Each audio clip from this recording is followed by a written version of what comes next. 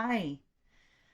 This presentation will provide a brief overview of copyright rules, which as a student you need to be aware of when you're composing essays, doing research projects, and other such assignments for school.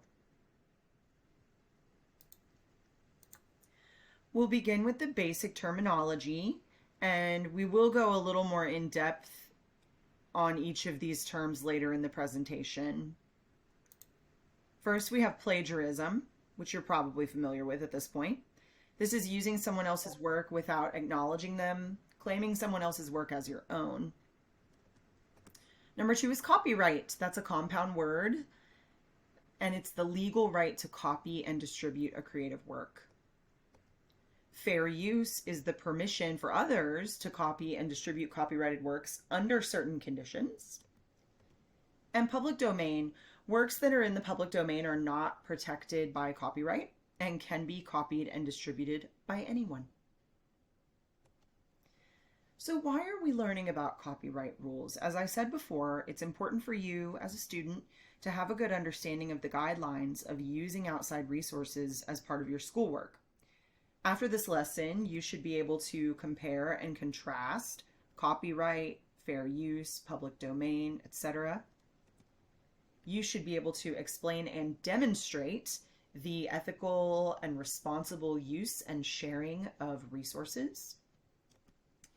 And you should be able to examine and know the consequences of plagiarism. In a nutshell, understanding copyright rules makes you a better student and a better, more responsible consumer of information. This knowledge will help you to avoid the consequences of plagiarism, which is very important. You will be able to give credit where credit is due, and that's to the creators or the owners of the work. This will enable you to ethically and responsibly use and share information. And of course, it's the law.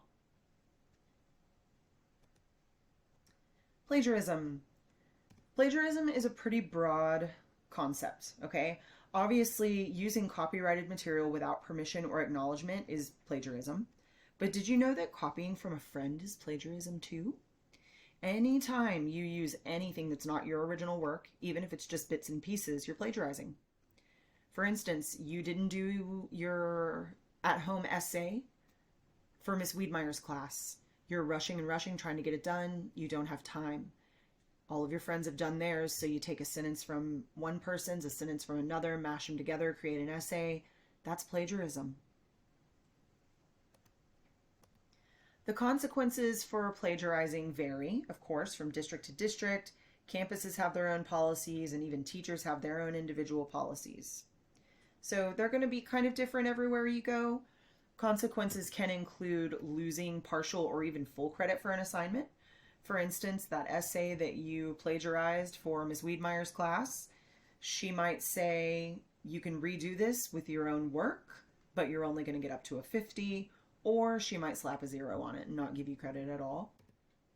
You can lose status in academic organizations.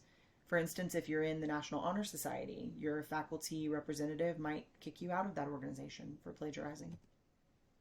You can be suspended or removed from certain academic programs. If you are on a transfer, if you're attending a magnet school, if you're in college, you can be removed.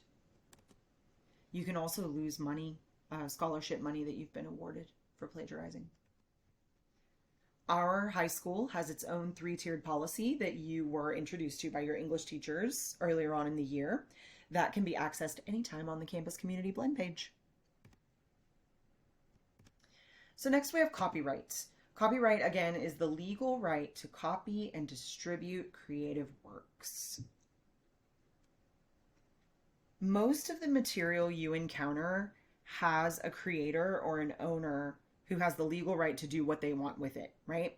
Copyright rules are there to protect those materials and their owners from losing their property and losing any gain that can be made from it, right? So it's safe to assume that everything you see is copyright protected. The good news is You can use copyrighted materials in your work, but you have to follow certain very specific rules so that you don't violate copyright law, right? And that takes us into fair use. Fair use is the permission for people who do not own creative works to copy and distribute those works under certain conditions. Okay, so let's look at what that looks like. Fair use is a really helpful concept for students because it's fairly easy to find out how to responsibly and legally use things in order to enhance your own work. There are a lot of rules, but they are pretty straightforward. And if you have a checklist or something like that, you can always figure out what you can and can't do and what the limits are, right? So 4 major questions on any checklist that you'll find will address the purpose of your sharing, the nature of the work itself, the amount of the work that you're going to share, and whether or not your sharing the work has any effect on the market value of it. So other things you're going to see on a checklist include, but are not limited to, right? So there's a lot more than this, but these are important pieces. It has to be for nonprofit educational purpose only. You cannot sell copyrighted materials or use them for entertainment for profit. If you're going to share portions of a work, they also have to meet these 3 important tests. The first is for brevity. That means that no more than about 10% of an entire work can be copied. The test for spontaneity says that materials should be used right away. So if you're planning on using it immediately, you can use portions of copyrighted materials. If you're planning on using it later on down the line, then you either need to get permission from the owner or you will have to purchase those copies for distribution. And then there's the test for cumulative effect. So only a certain amount of work can be copied during a given course or term.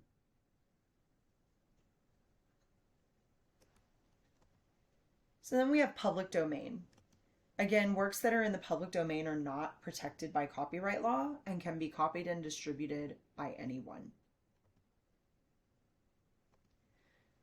So there are some works out there, there are a lot of works out there, that have no owner and aren't copyrighted, right? There's a variety of reasons why a work would be in the public domain. It could have been created before copyright existed. It could also be in the public domain because the creator died a very long time ago and it no longer has an owner, so it's in the public domain. But you should never assume that a work is in the public domain because of its age or because the owner is dead, because you never know, okay? There are a lot of familiar examples out there, including Shakespeare, Poe, Alice in Wonderland, The Wonderful Wizard of Oz. There are many examples, things that you've probably heard of that are in the public domain. But there are a lot of rules attached to that, and a lot of them involve math, right? Because it's the number of years since the creator died and things like that. So it's always smart to double check.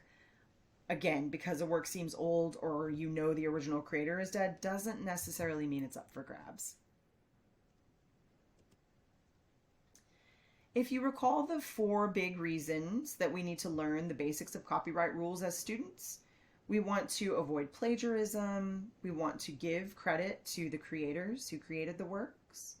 We want to share ethically and responsibly, and it's the law, of course. So I have a couple of tips on how you can make sure that you're covering your bases and keeping your academic integrity intact, okay? One thing you can do is use the Creative Commons. It's a place where owners have given different levels of permission for people to use their works. It's a very handy tool to use. Secondly, you need to cite every single source you use, okay? Even if it's something you know without a doubt is in the public domain, such as the Declaration of Independence, give it a nod, give it a citation, so that you're covering all the bases and making sure that every idea, every quote, every little bit you used that didn't come from your brain is being acknowledged, right? And that'll help you cover your bases as well. And of course, if you're ever in doubt, double check, okay? Ask a grown-up, ask Google, Refer to a copyright and fair use guideline checklist, okay? Make sure that you are always in compliance with copyright law, and your academic integrity will always remain intact, and your work will always be honest and solid. Thank you so much for listening. I hope that you walk away with some new knowledge regarding copyright law. Thank you.